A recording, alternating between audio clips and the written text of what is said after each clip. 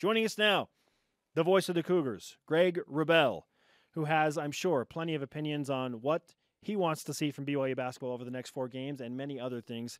Greg, let's go ahead and start with our Twitter question. If you could script out, an ideal scenario or scene for BYU over the next 4 games, what would that include other than winning the actual games? I can't just say 4 wins and leave it at that. You can say that. Okay, 4 wins, more threes. There you go. Ah, yes. Okay. More 3-pointers. Yeah. And that's been an interesting trend. I thought we would see more of that. Yeah. We have better 3-point shooters than they're showing right now. Yeah.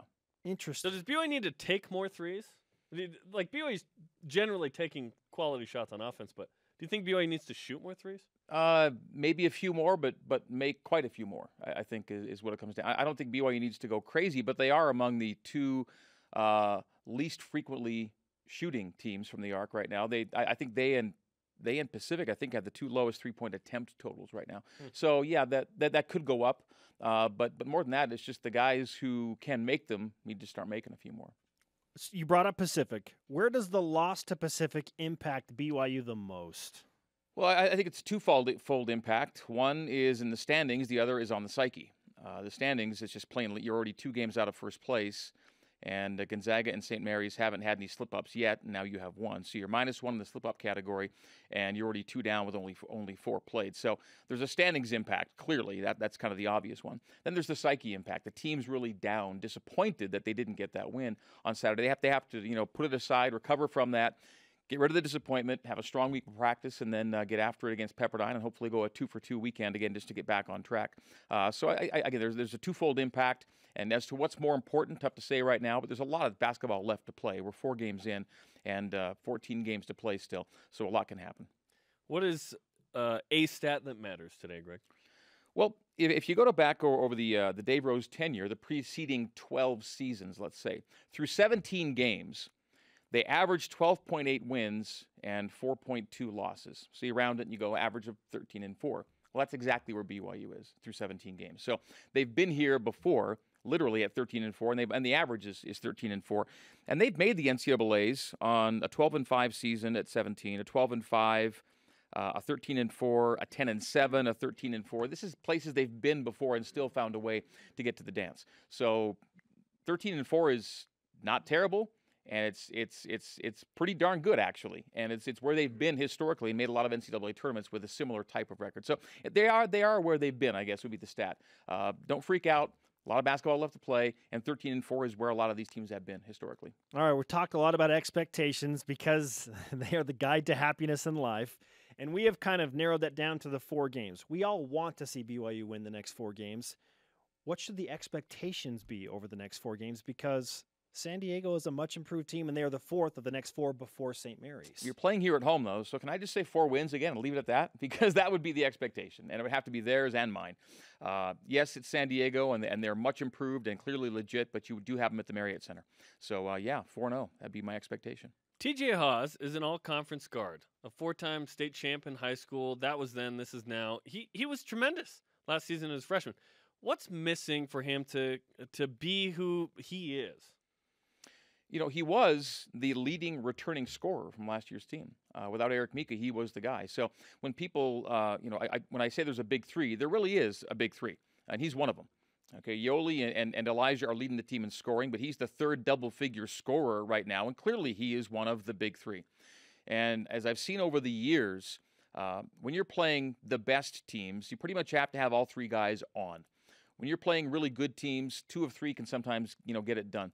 And against maybe the most lesser of teams, maybe 1. But bottom line is you have to have at least 2 of those 3 guys going on most nights to have a real good shot to do what you want to do. And they just haven't been really on all 3 lately. And he's the 3rd, and he's really integral piece of this puzzle. His assists are up, his rebounds are up, steals are pretty even, but the shooting numbers are down and the scoring numbers are down. And, he was one of the 10 best players in this league last year, was a first-team all-conference player. And so it's okay to expect more from TJ. And I think TJ can still deliver more, and there's a lot of time left to do so. And as to what's missing, I don't know. I don't know what it really is beyond he's missing shots right now that we expect him to make. He's had good looks, and just not hitting at the rate he was last year. I don't know. He needs to be back on BYU basketball. Dave Rose. I think that's what he needs because he crushed it that week. 20 and 24 in those 2 games. He was awesome. Yeah, he was. A return.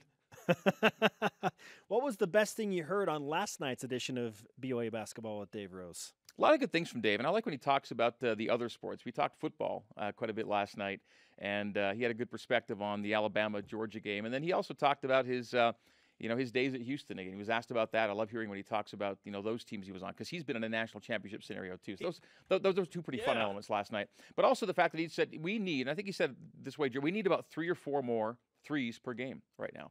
And so he's looking for the same thing. He wants to see more three-point shooting because he knows he has those guys. Last 4 games, Zach Sellius has 0 threes. Last 3 games, and they've gone 1 and 2. McKay Cannon has 1 3. Last 5 games, TJ Haws has 2 threes. That's bonkers. Okay, he was averaging 2 per game as a freshman. Zach Sellius averaged 2 per game as a freshman. And neither is putting up 3-point numbers right now. So that really has to change, I think, for BYU to maximize its potential. And Dave wants to see it too. Yeah, offensively with this new scheme, there's certainly an adjustment period.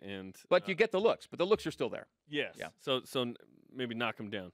Okay, we have some questions. So you've talked about Newfoundland before. Or Newfoundland. Newfoundland. As we say. I don't even know how to say it. Newfoundland, It's so Tyler Haws is on in the NBL Canada. Yeah. Maybe this leads us to a cool thing about Canada. I don't know. You tell me.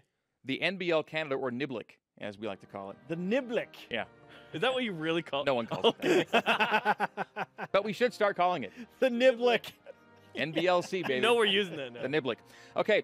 The cool thing is there's actually a pro basketball league in Canada. Let's start there. It's in its 7th season. You didn't know it 7 existed. whole It's in seasons? its 7th season. I'm going to roll. Great Kelly Olynyk. And a draft pick. And one of this year's draft picks in the Niblick was DeMarcus Harrison. Former BYU Cougar. Okay. He's since been released by the Cape Breton Highlanders, which leads us to the roster of team names in the Niblick. We have the Island Storm, headquartered in Charlottetown, Prince Edward Island. Okay. Oh, We have the Halifax Hurricanes, Halifax, Nova Scotia. Yep. We have the St. John Riptide, Oh, singular. Okay. St. John, New Brunswick, not to be confused with St. John's, Newfoundland, where we have the St. John's Edge, Tyler Haws team, and also Rashawn Brodus, former BYU Cougar. So Ty and Brodus are playing together. Both played last night. The Moncton Magic from Moncton, New Brunswick. The Moncton Magic. Yeah. The Moncton Monks would have been better. Oh, great suggestion. We mentioned Cape Breton, mentioned St. John's. The Kitchener-Waterloo Titans, part of the Kitchener-Waterloo Metroplex. The Niagara River Lions. The Niagara River Lions. They're in St. Catharines, The Ontario. Niagara River Lions sound not like in Niagara? the River Lions sound like a team that could play in the Chinese basketball league. The Niagara River Lions are on the Niagara River by Niagara Falls, but the city's St. Catharines. The London Lightning in London, Ontario, not London, England. Yeah. And the Windsor Express, who play Tyler Haws and Rashawn Brodus again tonight. They beat them last night. Yeah, there you go. There's our Niblick for you, all 10 teams. Follow them all on Twitter. Yeah. I don't know that I had heard. I'd have heard of Of Halifax. these cities? Yeah. Of any of these cities. London. I'd heard of London. But like, where's like the Vancouver whatever's? These are all Ontario. Calgary, These are all Ontario and Maritimes teams. These are Eastern They're teams. all okay, Eastern. okay. Yeah. There's 2 divisions, by the way: the Atlantic Division and the Central Division. There you go. Is Tyler part of the Niblick Atlantic trivia. Division? He's actually in the Central. Go figure. St. John's is out near the UK, but they put it in the They're in Central. the Central Division. Yeah. They had to stick them somewhere. Yeah. There you go. Poor Tyler. Oh, shout More out to Niblick than you Tyler. wanted to know. The Niblick. There you go. By the beard of Kelly Olynyk. Who's with the Heat? Really good Jazz stuff. Tonight, Behind the Mic with Greg Wrubell. You have Oh, yeah. an outstanding guest lineup, starting with the offensive coordinator, Jeff Grimes. What do you anticipate that conversation will be like? We may start with Michael Miner, by the way. Oh, okay. We'll just talk about you guys for 10 minutes. And then Jeff Grimes will be in. Then we'll have Michelle Vasconcelos. And I just with Jeff, we're going to kind of get into, kind of his long and winding road. He's had a really interesting coaching tenure. We're going to find out where he's been and where he wants BYU to go tonight on Behind the Mic. Yeah, And really. then Michelle looking forward to that. Vasconcelos with the Chicago Red Stars of the NWSL, looking to play her rookie season in her 2nd year as a pro. Yeah. She's the Ben Simmons of the NWSL. That's it. She was out a year. Yeah, she was out of here. Yeah. Exactly. Well, she had a reason. For a to be different out. reason. Yeah, Not she- the same reason as Not the Ben same reason as Simmons. Ben, no. Yeah. She had a reason Well, to we be don't out. know, I guess, with Ben. Behind the Mic, 8 Eastern, 6 Mountain Time on BYU Radio, Sirius XM Channel 143 with the voice of the Cougars, Greg Wrubell. We're looking forward to it, man. And we'll have you guys back on soon on the program. Yeah. All right. You've been guests before. You'll be guests again. Can't at some wait. point. Yeah. Just You know- bring the Hydro Flask, okay? Yeah, it's always there. You know, it's here today.